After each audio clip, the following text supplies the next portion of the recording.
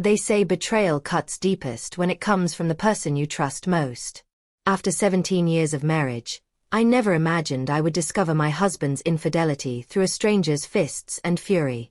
My name is Beatrice, and this is the story of how my world crumbled in a single afternoon due to my husband's infidelity and how I took my revenge on him. That Saturday started like any other peaceful weekend. Jack and I sat beneath the old mango tree in our backyard, sharing stories and laughter as we often did when work pressures finally lifted. The afternoon sun filtered through the leaves, creating dancing shadows on the grass where our children usually played. Neither of us had any obligation that day. No deadlines, no meetings, no responsibilities pulling us in different directions. It was one of those rare moments when marriage felt effortless and comfortable. The tranquility was shattered with 3 sharp knocks at our front gate.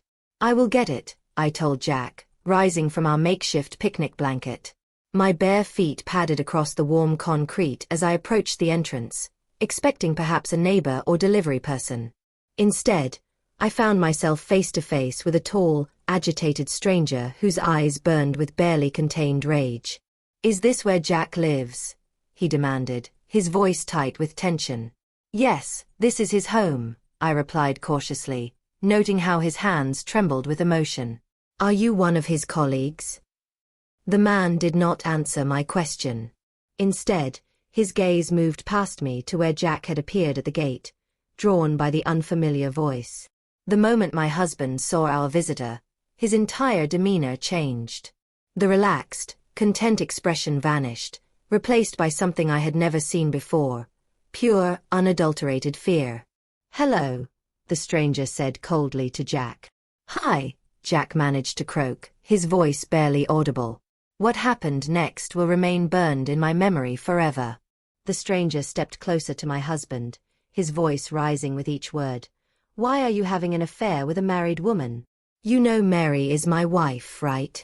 The words hit me like physical blows. My mind struggled to process what I was hearing. Affair. Mary. My Jack. The man I had shared my bed with for nearly 2 decades? The father of my children? Impossible. Before I could fully comprehend the accusation, the stranger's fist connected with Jack's jaw. My husband stumbled backward, and suddenly both men were grappling, throwing punches, and grunting with exertion.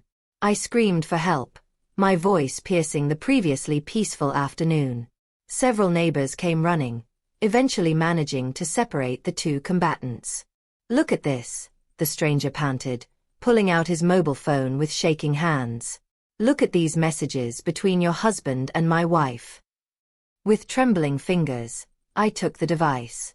There, displayed in black and white, were intimate text messages between Jack and someone named Mary. The phone number matched my husband's perfectly. The content was explicit, romantic, and completely inappropriate for a married man. My legs nearly gave way beneath me. You see, Jack had been accumulating his annual work leave for 3 consecutive years. Most employees take their vacation time regularly, but my husband had been saving his days off. This year, he finally had 3 full months of accumulated leave. Rather than spending this time at home with his family, he had secured a temporary contract position in a distant town. The arrangement required him to depart every Sunday evening and return only on Friday evenings for the weekend. He had rented an apartment for those 3 months, claiming it was more practical than commuting daily. I had trusted him completely, even admiring his work ethic and dedication to providing for our family. Now I realized this arrangement had provided the perfect cover for his betrayal. After the confrontation, Jack packed his belongings hastily, refusing to meet my eyes or offer any explanation. No apology, no denial, no attempt to salvage 17 years of marriage. He simply gathered his clothes and personal items as if he were checking out of a hotel, then walked out of our home without a backward glance. I stood in our doorway, watching the man I loved disappear down the street with his suitcase, and felt something inside me break completely. The following week passed in a haze of tears and sleepless nights. I found myself crying at unexpected moments, while preparing meals for our children, while folding laundry that still carried his scent, while lying alone in our marriage bed. The betrayal consumed my thoughts, making concentration impossible. How long had the affair been going on? How many lies had he told me? Had our entire relationship been a facade? Jack did not call. He did not send messages. He made no attempt to explain his actions or ask for forgiveness. The silence felt almost worse than the initial betrayal, confirming that I meant nothing to him anymore. The following Friday evening, I was lying in bed around midnight when I heard soft footsteps near the children's rooms. My heart began racing as I realized Jack had returned, entering through the back door like a thief in his own home. He whispered to Fortune, our eldest son, asking him to unlock the main door. I emerged from the bedroom, my anger having festered and grown throughout the week of abandonment. We began arguing immediately, our voices rising despite the late hour and sleeping children nearby. How could you do this to us? I demanded. 17 years, Jack. 17 years of marriage, and this is how you repay my loyalty. His response shattered what remained of my heart. You are not special, Beatrice. You are just like every other woman. The only difference is you are the mother of my children. The cruelty in his voice was unlike anything I had ever heard from him before. This was not the man who had courted me, married me, or fathered my children. This was a stranger wearing my husband's face. It was past 1 a.m. when our argument reached its peak. You will never know peace, I told him, my voice shaking with rage and hurt. In response, he struck me across the face. The slap echoed through our home, and in that moment, something fundamental shifted inside me. The pain, the humiliation, the complete disregard for everything we had built together. It crystallized into cold, calculated fury. I walked to our bedroom and closed the door, turning the lock and pocketing the key while Jack was still inside. Jack pounded on the door, demanding exit, but I ignored him completely.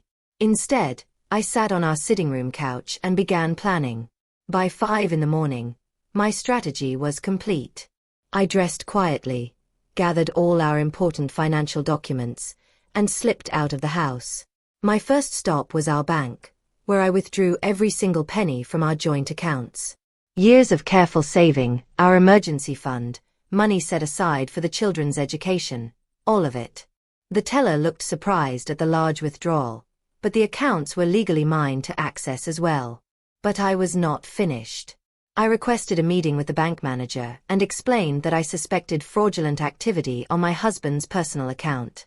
I provided documentation of his infidelity, suggesting that his judgment might be compromised and that I feared he might make irresponsible financial decisions that could impact our family.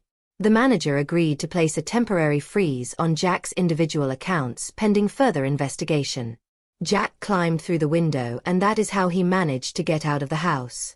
Jack spent the remaining weekend days sleeping in his car before finally returning to his temporary job position on Monday. For the next 2 months, he stayed away from our home completely, probably hoping I would calm down and welcome him back with open arms. He was wrong. During those 2 months, Jack discovered that survival without money is considerably more challenging than maintaining an extramarital affair. His frozen accounts meant no access to funds for rent, food, or basic necessities. His accumulated leave meant no regular paycheck.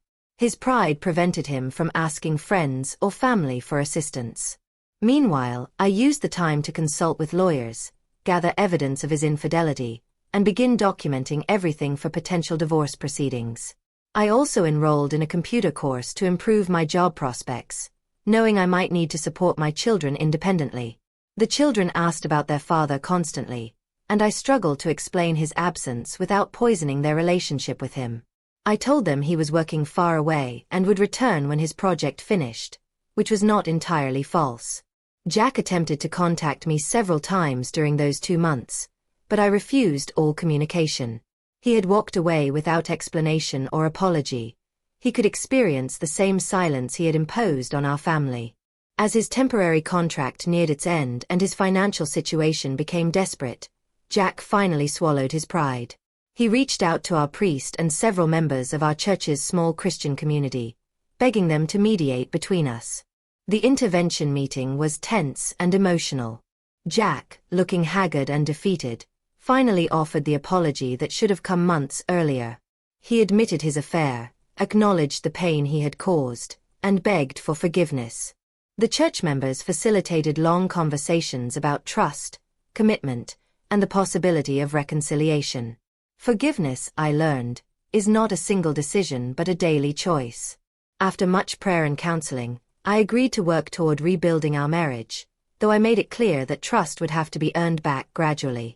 Today, several years later, we are still together. The process of healing has been long and sometimes painful, but we have emerged stronger in some ways. Jack never accumulated work leave again, preferring to spend his vacation time at home with family. We attend marriage counseling regularly and have established new patterns of communication and transparency. The money, incidentally, was not returned because that was what I paid myself for the emotional damages. We started saving a fresh thought. Sometimes the only way to save something precious is to be willing to lose it completely.